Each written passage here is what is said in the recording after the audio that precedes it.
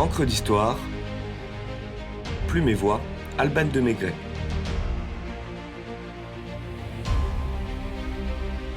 Antonin Carême, la crème de l'architecture pâtissière.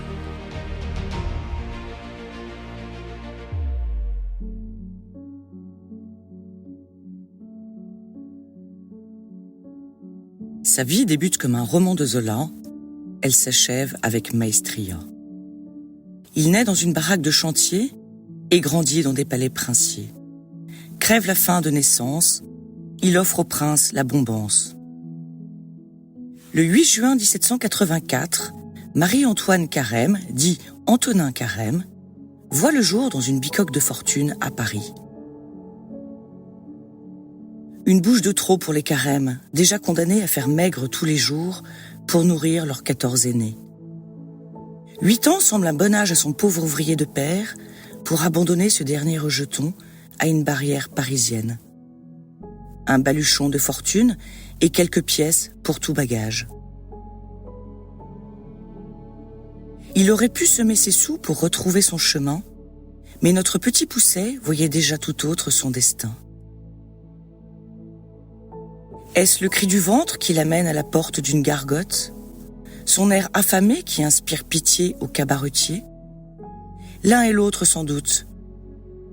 Gîtes et couverts sont offerts aux gamins des rues contre de menus services. L'indigent se retrouve en cuisine à apprendre les prémices du métier de cuistot. Pétri de bonnes intentions, le patron d'Antonin, aussi modeste soit-il, lui reconnaît des dispositions extraordinaires et désire donner sa chance à l'enfant abandonné. Il le fait engager comme apprenti chez le célèbre pâtissier Bailly, rue Vivienne. Sa frénésie d'apprendre et ses dons exceptionnels en font un élève d'une qualité remarquable et lui valent la rapide promotion de premier tourtier.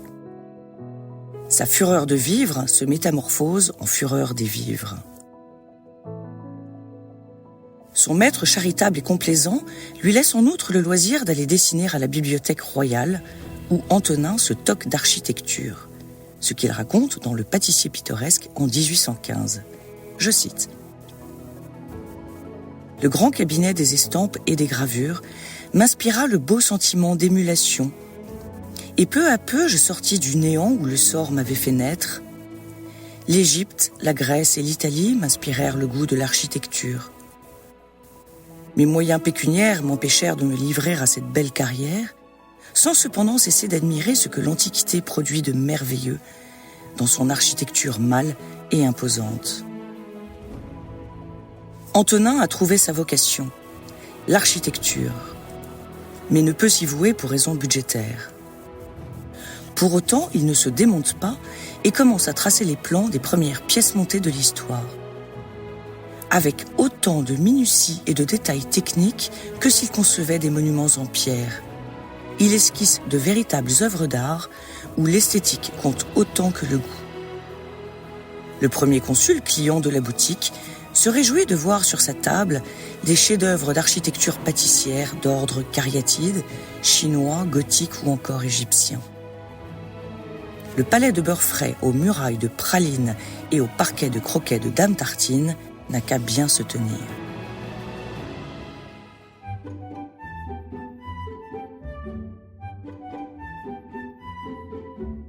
Encouragé par Sylvain Bailly, le créateur du millefeuille et du vol au vent prend son envol et monte sa propre pâtisserie rue de la Paix. La vitrine expose des compositions inspirées des architectes italiens Giacomo Vignole ou Andrea Palladio. Met en scène temples, rotondes, ruines ou pagodes, en sucre filé, biscuits, meringues, pralines, pâtes d'amande et autres gourmandises délicieuses pour le plus grand plaisir des pupilles et des papilles. Carême se fait une renommée et participe à élever l'art culinaire au rang d'une science. Il théorise son savoir-faire au travers d'ouvrages savants et affirme que l'architecture et la pâtisserie sont liées. Je le cite encore. Les beaux-arts sont au nombre de 5, à savoir la peinture, la sculpture, la poésie, la musique et l'architecture, laquelle a pour branche principale la pâtisserie. Talleyrand l'embauche en tant que chef de bouche et lui lance le défi de servir chaque jour de l'année un menu différent à base des produits de saison exclusivement. La table de Talleyrand à Valençay peut s'enorgueillir d'être servie avec sagesse et grandeur. Le château de Valençay est alors le théâtre des médiations diplomatiques de l'ecclésiastique pour le compte de Napoléon Ier. De Talleyrand et sa diplomatie de boudoir seraient nés les gâteaux du même nom, autre invention de notre gastronome. Les années passées à servir le ministre épicurien permettent à Antonin d'affiner son art qu'il exerce désormais à tous les plats et non plus uniquement au dessert. Stimulé par le diable boiteux, le cuisinier cherche à alléger les sauces, raffiner les plats, classifier les aliments. Il favorise largement le service à la russe, qui voit les plats se succéder dans un ordre logique, contrairement au service à la française alors en vogue, où tous les plats arrivent sur la table en même temps, chaud et froid confondus.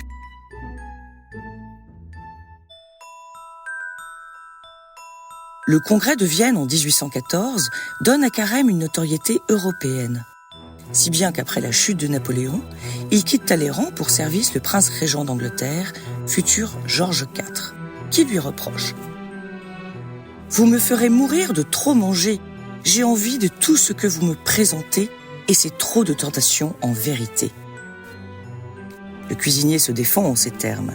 « Monseigneur, ma grande affaire est de provoquer votre appétit par la variété de mon service, et il ne m'appartient pas de le régler. » Il est ensuite appelé à Saint-Pétersbourg, à la cour du tsar Alexandre Ier, puis à Vienne, à celle de l'empereur François Ier d'Autriche, avant de revenir en France au service du baron James de Rothschild. Sa table est alors considérée comme la première d'Europe. Le cuisinier régale ainsi le palais des princes qui l'accueillent dans leur palais princier, avec des œuvres d'art aussi esthétiques que gourmandes. Cette valse dans les cuisines européennes vaut à celui qui s'est le premier paré d'une toque et du titre de chef, le surnom de roi des chefs et chef de roi.